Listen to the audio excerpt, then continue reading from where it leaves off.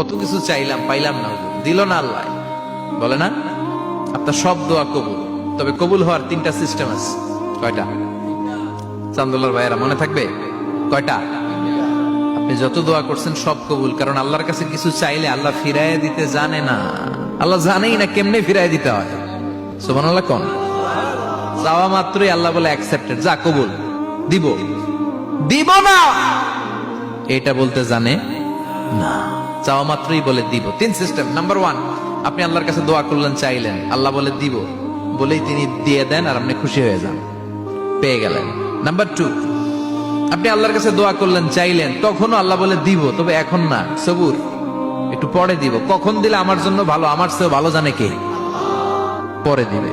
Number 3, চাইলেন, দোয়া করলেন, আল্লাহ তখনও বলে দেব, তবে এখনো না, পরেও না, কিয়ামতের দিন যেদিন বিপদে পড়বে ওই দিন দেব।